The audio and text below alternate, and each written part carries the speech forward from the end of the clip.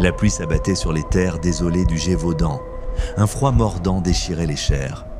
Et le vent hurlait comme une âme damnée, glissant entre les arbres tordus d'une forêt sans fin. La lune, spectatrice pâle et cruelle, éclairait les collines d'une lumière froide, projetant des ombres déformées qui semblaient danser au rythme des bourrasques. Dans ce décor, une peur viscérale rongeait les habitants. Depuis des mois, le sang souillait les prairies, les chemins et les bois. Les corps mutilés d'hommes, de femmes et d'enfants jonchèrent la terre. Arrachés, déchiquetés, dévorés par une chose qui défiait toute logique. On l'appelait la bête. Saint-Étienne de Lugdarès, janvier 1764. Marie-Jeanne Vallet, une jeune bergère de 14 ans, conduisait son troupeau dans une clairière encore recouverte d'un manteau blanc. En toute insouciance, ses bottines s'enfonçaient dans la boue et la neige fondue. Le ciel bas écrasait la vallée.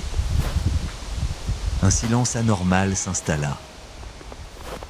Plus un souffle, plus un chant d'oiseau.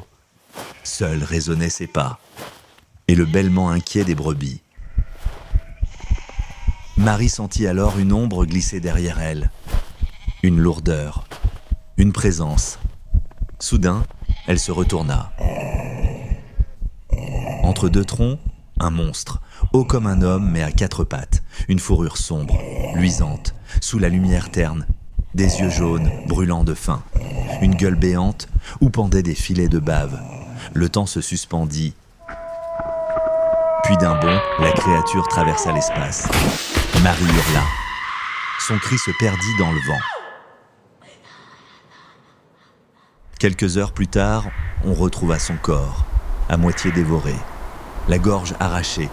Le sang avait fondu la neige, traçant une mare sombre au pied des arbres. La peur, jusque la rumeur, devint certitude. Une bête rôdait. Très vite, les seigneurs locaux et les chasseurs de loups se mirent en quête de l'abattre. Des battues furent organisées. Des centaines d'hommes, armés de fusils, de pics, de fourches. On fouilla chaque vallée, chaque forêt.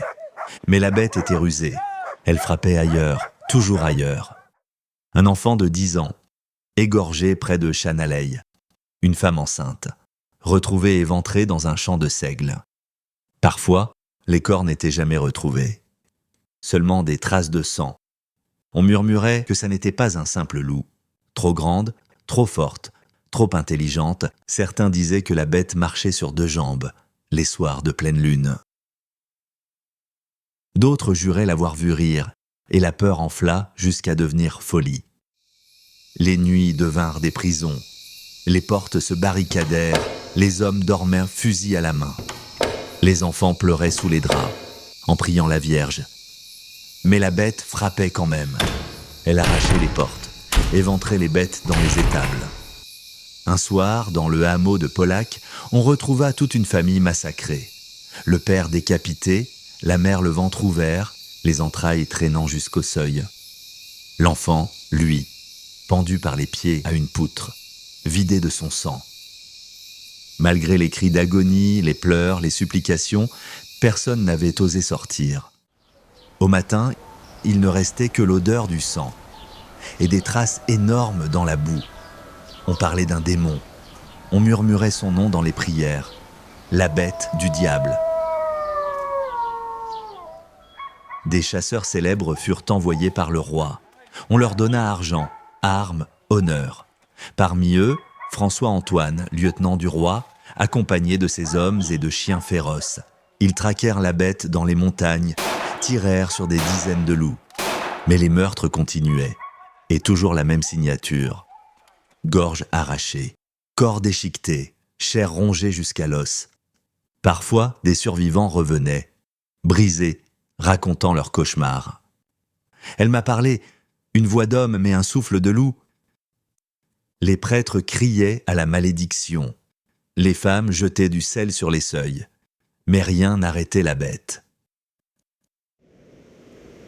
L'hiver 1765 fut celui du sang. Les tempêtes de neige recouvraient les cadavres. Sous les sapins chargés de givre, on retrouvait des morceaux de chair noircie par le froid. Les loups, ordinaires, fuyaient, terrifiés par quelque chose de pire qu'eux. Dans les villages, la terreur vira à la démence.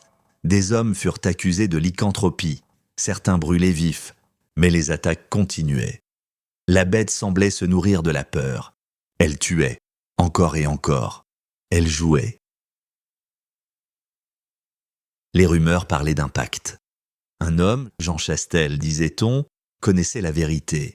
Chasseur taciturne, il jurait que ce n'était pas un simple animal, mais une malédiction, une bête née du péché des hommes. Un soir, il grava une balle d'argent, la fit bénir et attendit. 3 jours durant, caché dans un bois sombre sous la pluie battante. Puis, il la vit. La bête, dressée sur ses pattes arrière, immense, le museau ensanglanté, des crocs dégoulinants. Elle avançait, lentement, ses yeux fixant l'homme comme un frère perdu. La pluie ruisselait sur le bois. La main tremblait. Chastel lève son fusil. La bête bondit, il tire. La bête roule au sol. Elle hurle, mais elle n'est pas morte. Chastel recharge, vise le cœur, tire encore. La bête poussa un hurlement, tomba dans une mare de sang. Soudain, le silence.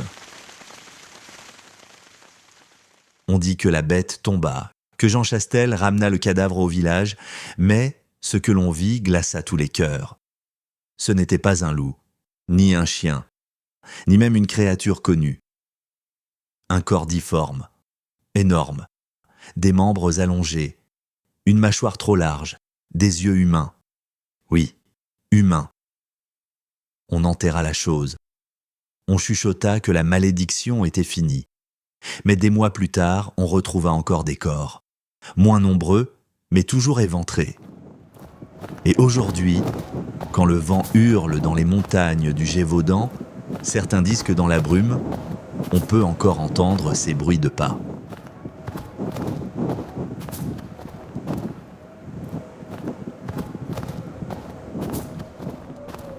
Personne ne sait vraiment ce qu'était la bête. Un loup gigantesque ? Une hyène échappée d'un navire ? Ou autre chose ? Quelque chose qui marche encore, la nuit, quand la lune se lève, cherchant du sang.